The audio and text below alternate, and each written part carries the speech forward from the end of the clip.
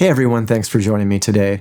So I saw this video on YouTube recently, and it was by dear Kristin, and she made this video called If INFJs Said Their Thoughts Out Loud, and I thought it was hilarious. I thought it might be fun, though, to go through her video and sort of watch it together and give my thoughts. I think a lot of times INFJs are very misunderstood, or at least that's how we feel. And it's always interesting to me to listen to somebody else's perspective of the INFJ mind.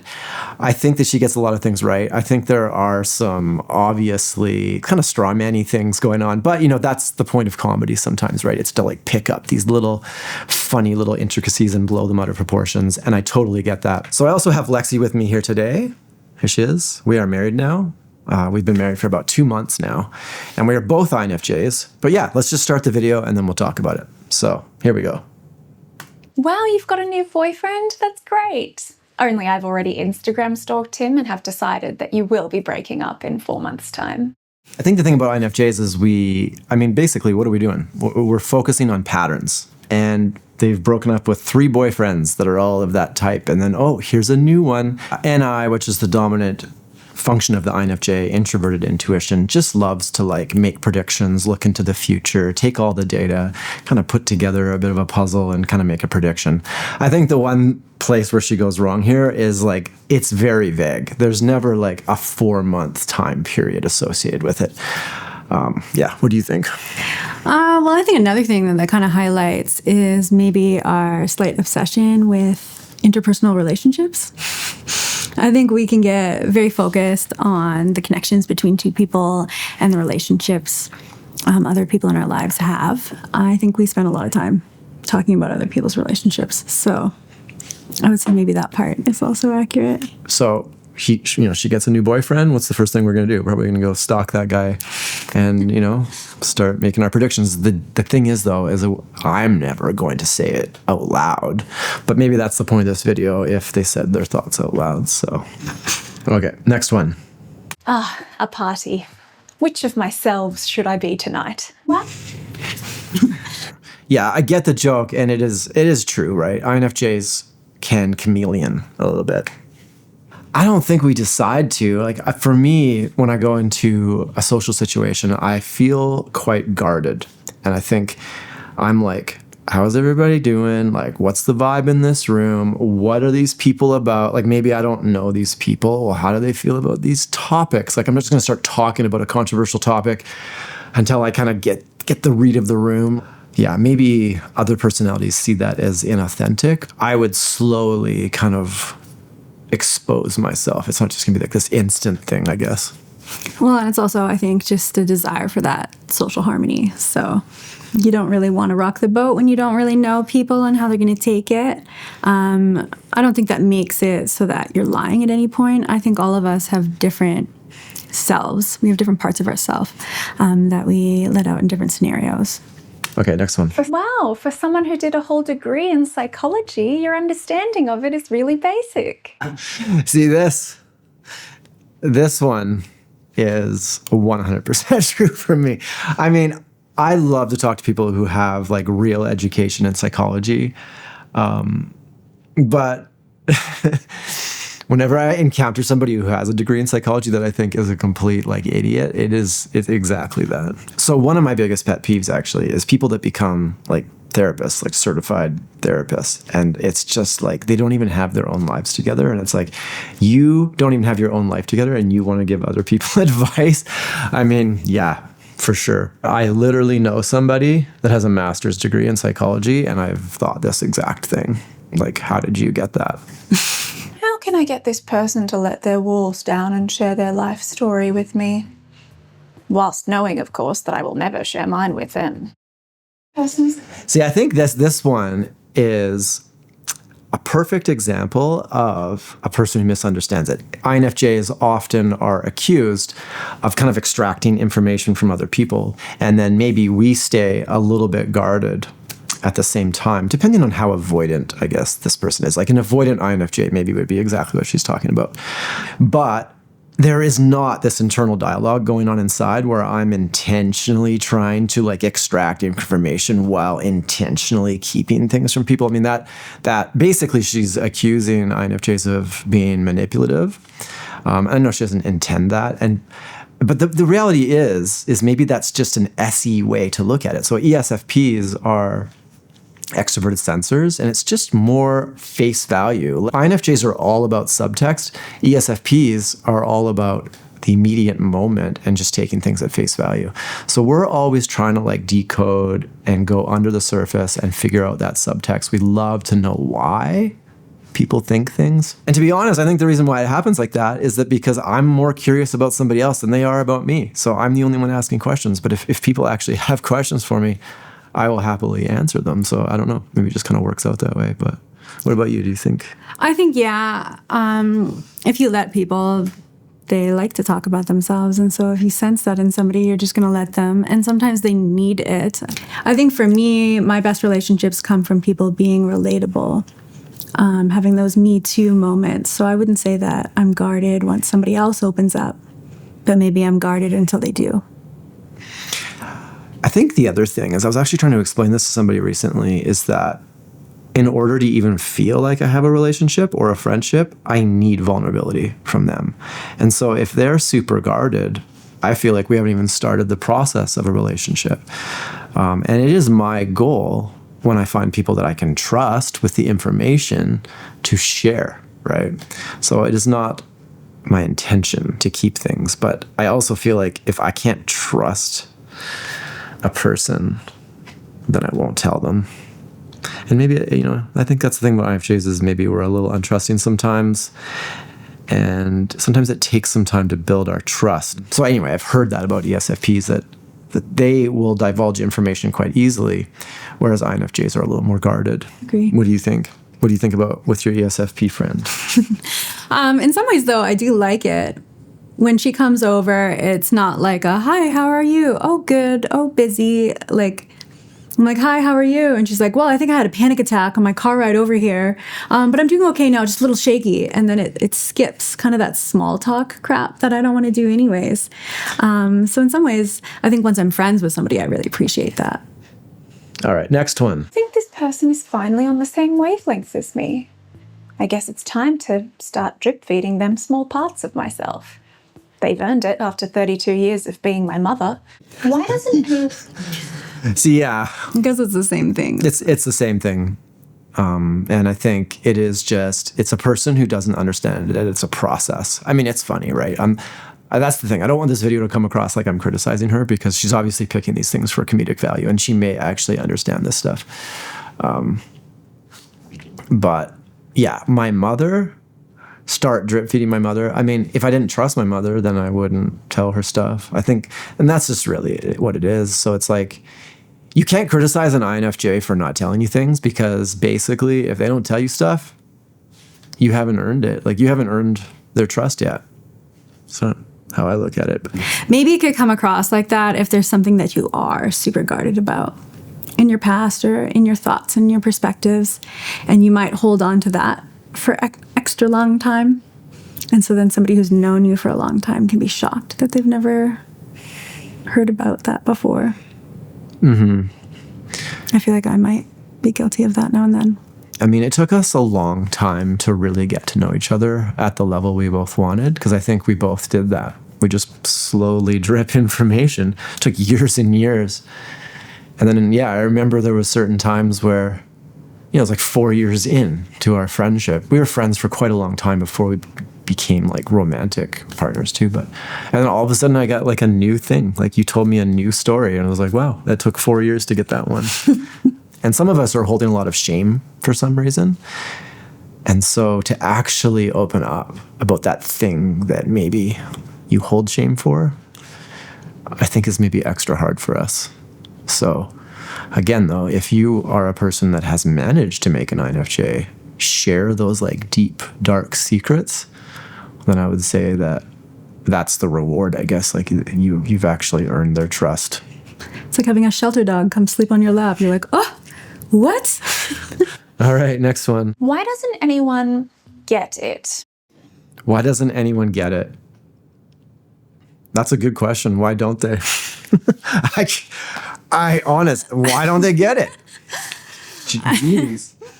I feel like I'm saying that all the time. Well, it's like that I can't remember where I saw it, but I told you about it, where it's like some people's understanding is within one circle, and then you're trying to explain something to them that's in a bigger circle, and like their thought or perspective is encompassed in that, but you're like, yes, but, and they can't get the but because they're just stuck in their smaller circle. And I feel like that can be very frustrating. Like you're Which just that probably sounds a little elitist to some people, like, oh, we're so smart, they don't get it, like they can understand, but like, yeah, I don't know what else to say. I love to think of all kinds of perspectives, and I find that a lot of people are stuck in these very narrow worldviews. I thought I'd try being spontaneous this week, so I'm here to get a haircut. In 3 months' time, on the 15th of December, I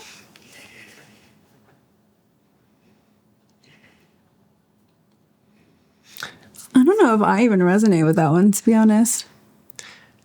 Yeah. To be honest, long-term plans for me are quite vague. It's like these loose goals, like, oh, I want to get a haircut in 3 months. But so then I might tell myself that, oh, I'm going to cut my hair in 3 months. But then what I really want to do is like a few days before, book it. I don't actually like booking that thing 3 months in advance because I feel like now that restricts me, right? Like, oh, what if something else comes up and I need to? I mean, there's other personalities that are just really like this. Like, I feel like INFPs, like they can barely plan anything because they want that spontaneity. Yeah, I feel like I want my week scheduled. Maybe 2 weeks, 3 weeks scheduled. And yeah, a loose schedule is nicer if it can be done. But when I'm at a dentist appointment and they want me to book my next dentist appointment 6 months from then, I'm like, I don't know what I'm doing at 10 a.m. on November 10th. Mm-hmm. That's ridiculous. Yeah, like I will do it, but I don't think... It makes me uncomfortable. Yeah, I think it's because I haven't thought about it yet. And I like to think about things. Yeah, but knowing like, oh, I wanna repaint this room this year, I can make that decision, but I'm going to repaint this room in 3 months on the 15th. That I would never do. Yeah, like right now, I know I want to renovate our other bathroom in the fall. That's my plan. Is it going to be October? Is it going to be November? I'm not really sure yet, but I do have this plan. All right, next one. Oh, that's interesting. Please go on. Please don't go on. It's not interesting. No, seriously, go on. You don't know what you're talking about. Wow, that's fascinating. Please go on. You're wrong. What? I feel like my problem is if it's somebody I don't know, I probably would do that and then try to like gently sway them into considering a more accurate opinion.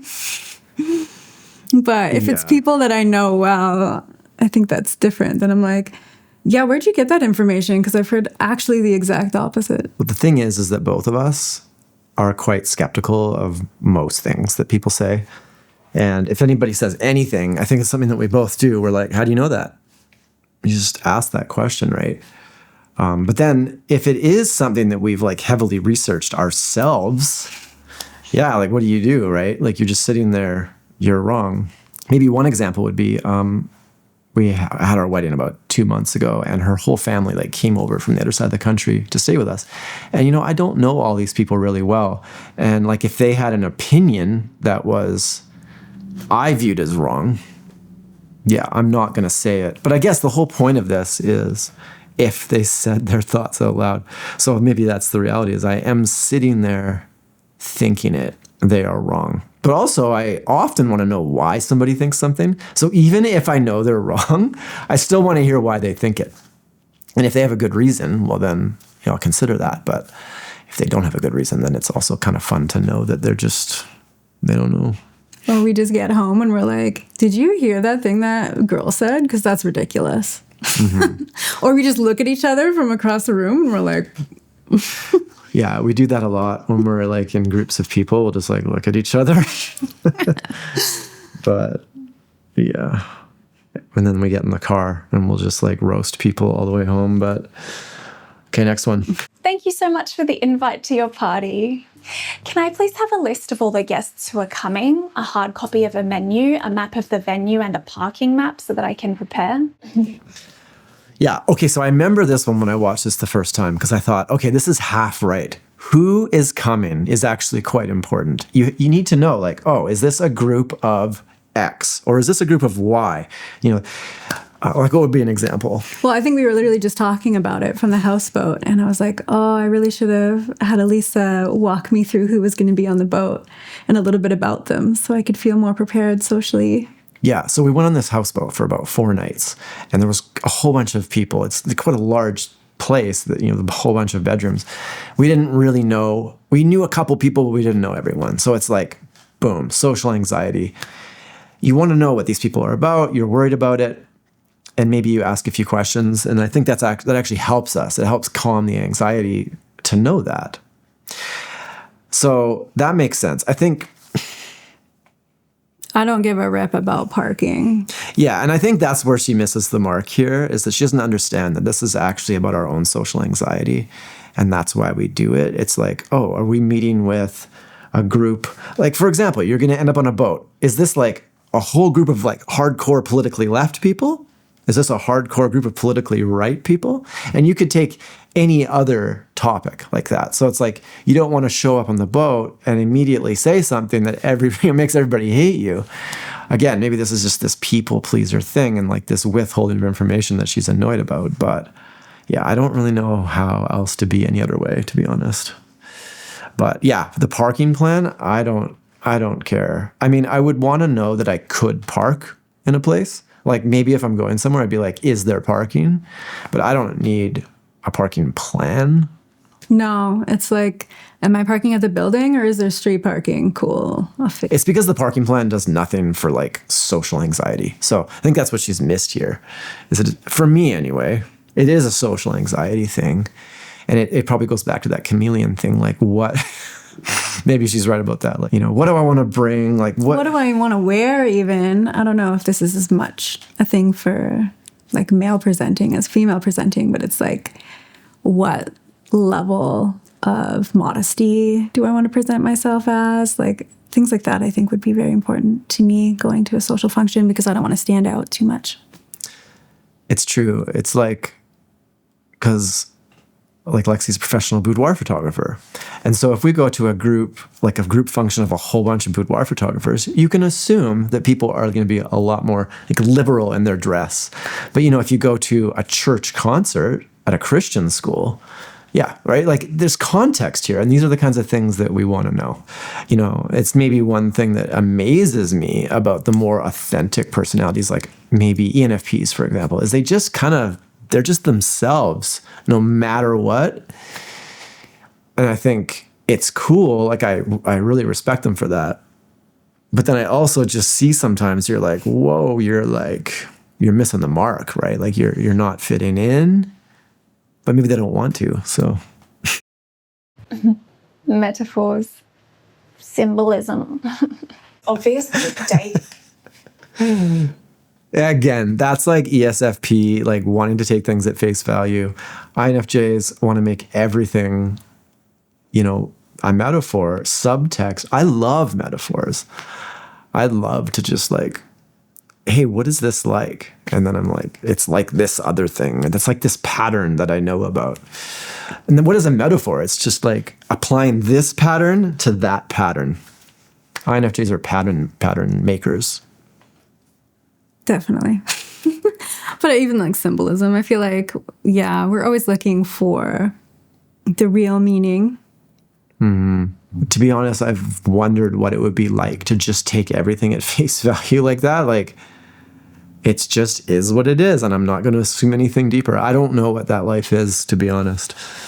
Well, I mean, I feel like sometimes we pretend to do it. You're like, I'm choosing to take that text at face value, and I'm not going to read into the meaning. Oh, yeah. There's a couple people in my life that I feel like they're trying to inject subtext, and I'm just like, you know what? I'm not going to do it. All right, next one. It's obvious that if Dave would just talk to Karen about what Miles said to Kristin, then Karen could easily sort this out. I should meddle and fix this. Again, I don't know if it's like a meddling thing. I think it goes back to that social harmony where if there's a fracture in a group and I feel like there's an easy solution to it, I'm probably going to advise.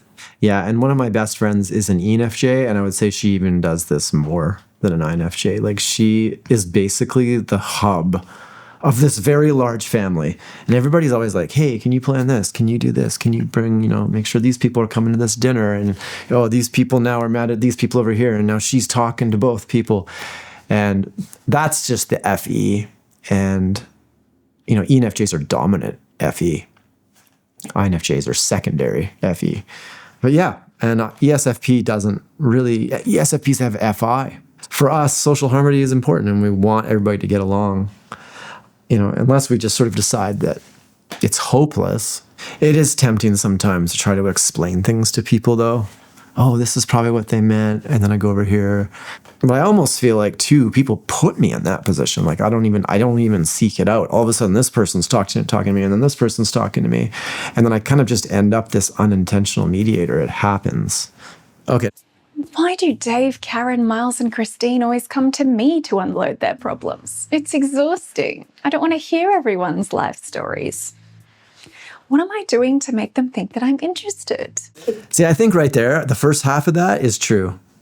People often will open up to me, tell me their problems, but I don't think of it like that. I actually think it's nice. Like, I never, so like that right there, like I think that's a misunderstanding. Like I'm not mad about it unless, I really don't like somebody. But I would say in most cases, like if it's somebody in my life and they actually open up to me, going back to the vulnerability equals relationship, that is sort of my base assumption. I see it as they trust me and I take that with great respect. Yeah, I think the only time it would ever bother me is if I'm in like a burnout stage. Like it's been happening from too many sides at once. And then I can get overwhelmed, shut down. Or if I'm going through my own stuff and I'm having trouble opening up about that with my friends, but then they're dumping all this other stuff on me, that can feel really heavy. I guess that's the thing too, is if like somebody's a bit of a broken record, maybe that would happen. You're like, I've heard this story like 5 times. You are never going to change. Well, yeah, I think there's like maybe an obsession for progress, and that's probably oftentimes why we give advice and we like to be therapists. It's because we want to see that progress in people too and help them with their own growth. But if you're just constantly repeating yourself at some point. Yeah, growth is important in ourselves and other people. So as soon as we sense that there's like a stagnation, I think that's one of the most uncomfortable positions. Next one. If I just keep nodding and smiling, they'll think that I'm interested when really I'm playing the movie Ghost in my head. I sense a ghost in here, actually.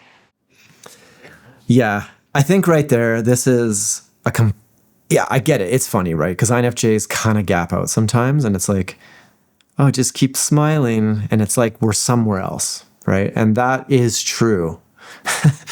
Sometimes I will completely gap out. However, it is not because of that. It's not that I'm bored. It's not that I'm not thinking about it. I'm not replaying a movie Ghost. I'm lost in thought. I'm thinking about the pattern. I'm pattern matching. So somebody's telling me stuff and I'm comparing it to all this other information in my head. And I have noticed that sometimes people think that I'm gapping out. I'm not.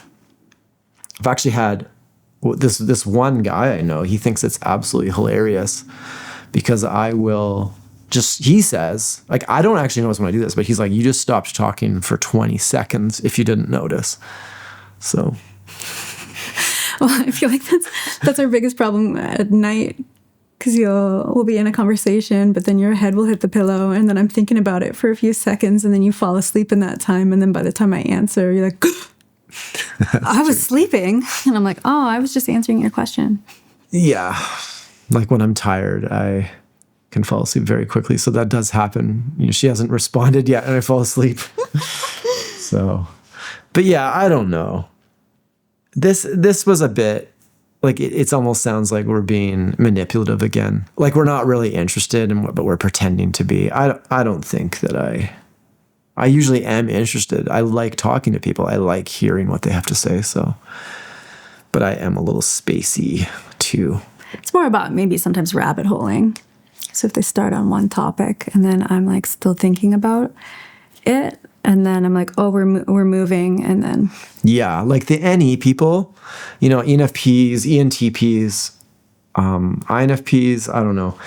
I feel like these types are often like they change the subject so quickly, and they're on to this next topic, and I'm like, I'm still on the old topic, and like sometimes I'm like, oh, okay, I have something to say now. Oh, they're on to a new topic. That happens. I feel like if I'm prepared for that style of conversation, I'm fine. It's just if it is like a deeply philosophical conversation, then no bueno. Next one. Something feels off, but nothing seems off. But then again, nothing is what it seems. Or am I gaslighting myself again? Maybe that's what feels off. But then how can I trust my feelings? Although my feelings seem real, but then nothing is what it seems. It's been great chatting. Yeah, that's kind of like just kind of a dark thought, but it's true. I have trouble trusting myself. Sometimes I have this thought, but is that a real thought? Or is that like that's just like my inner critic talking, right?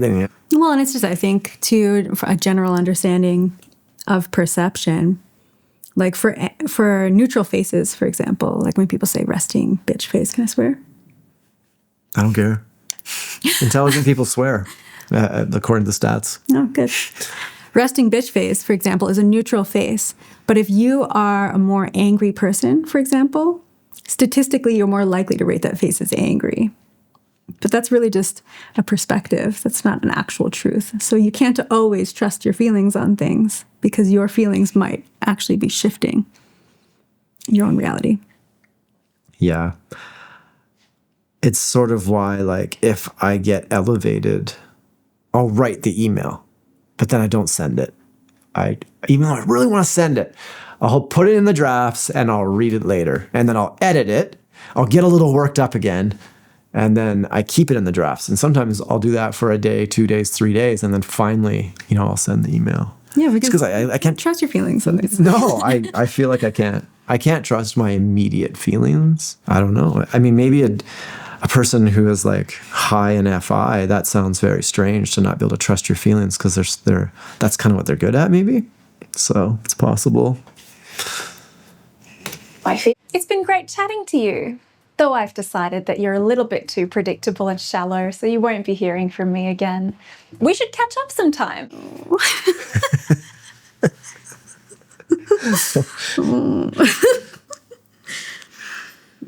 So we do that. It's not so dark, though. Like, it's not so callous. It's more just, is this a person I can connect with? I'm having trouble connecting with you. It was nice meeting you. And I don't know. I just sort of know on a deep intuitive level, this is not a person that I'm ever going to be like BFFs with. But like maybe it's like, oh, they're fine in a group situation. I don't mind being at a party with them, but I'm not going to like sit down and have like a 2-hour coffee date. It's true. And that's actually one thing I actively try to remember. I'm like, not everybody has to be like this deep connection relationship, right? It's like maybe this person is just really fun to hang out with. Maybe this person's a great person to do your sport with, right? I think you have gotten better at it. Because I feel like I used to have to be like, they don't have to be your life partner. And it has like sunk in, I think. And you're like, yes. Yeah. And especially with INTJs, because I'm always like, oh, I feel like I'm almost there with INTJs a lot of the time. And then they just completely miss it or something. But now I'm like, oh, as soon as I recognize somebody's an INTJ, a lot of my friends end up being INTJs. As soon as I recognize it, I'm like, I let them off the hook. I'm like, yeah, I can't expect this person to be an NF. Not everybody has to be your everything. Exactly.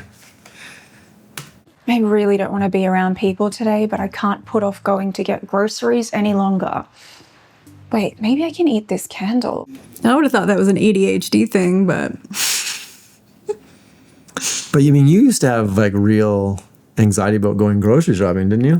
Yeah, I went through a period in university with like extreme social anxiety. And yeah, I couldn't really do anything by myself there for a year. I think also like INFJs, we're worried about how we come off. So like you don't just go to the grocery store. You know, a lot of us will be like, oh, okay, well now I need to have a shower and I got to make myself look presentable and I got to put some clothes on. And then like before you know it, you've spent 45 minutes just to go to the grocery store. And then you come home and you're like, wow, I probably over prepared for that. At least I feel like you do that. I mean, you do that more than me. Yeah. Where it's like all of a sudden you'll spend an hour just getting ready to look really nice. Just for going for something simple, right? I think though, the one thing, I guess maybe that's the one time I can be spontaneous, is if I'm already ready. So I'm like out, I've like done an errand and I already like feel ready now. And I'm like, who's been harassing me to hang out recently? Maybe I should call them. Yeah, so I feel like, yeah, that's my one spontaneity moment. Fun. Oh, stop asking me for examples. I don't have any. You just have to trust that I know what I'm talking about. I feel like this also comes up when we're in like debates. Yeah. We both feel want like the examples from each other is the irony, maybe. I think it's the problem is with introverted intuition is you come to these conclusions and you kind of feel them on the inside. You're like, I have a feeling this is true. And then what you really have to do is then go verify it with like real logic, real data, real sensory, like go and observe something to verify it. But the problem is if you kind of just spit out your intuition sometimes, and then people are like, how do you know that? And you're like, I just do. So, but you know, it's like sometimes it's right. Actually, a lot of the times it's right. I had this, I don't feel like I can't really give specifics about it because it was actually, you know, there's implications to it, but I had this really strange intuition. It was like a couple years ago, and it was like something that I just couldn't have known. And I felt like I knew it. And you didn't believe me. It's not that I didn't believe you. I just didn't want to believe it because it was like such a tragedy if it was true. And I didn't want to believe somebody could do that. Mm-hmm. It was somebody in our life. And I was like, I have a feeling this person's doing this. And she's like, what? No, they're not doing that. Nobody would do that. Not even this person would do that. And I'm like, I think they're doing it. And so I started poking around and lo and behold, they were doing it. This ridiculous thing that is bordering on illegal. Or maybe just is illegal. I think it might be just illegal, yeah. And it was a weird thing for me because I was like, I didn't know that. Yes, yet I knew it. Where did that come from? You know, like maybe spiritual people, now they get all spiritual. I think for me, it's not that way. For me, intuition, it's a very mysterious thing, but you're gathering all this data and you know a lot about this person and then you apply this pattern and then you're like, I think that type of person would do this. And it becomes more about probabilities. So maybe, but I think it's all unconscious. So maybe your mind just decides there's an 80% probability that this is happening. And then it kind of just gives that to you. So who knows where thoughts come from? They just appear. It's true. That's a whole nother can of worms, but we talk about that a lot. It's one of my favorite topics. It's like, where do my thoughts come from? Like, where do my wants come from? It bothers me. So, okay, next one. Topic for another day. Let me have a think about my thoughts. And then when I've had a think about the thoughts about my thoughts, I'll start to think about having a think about answering your question.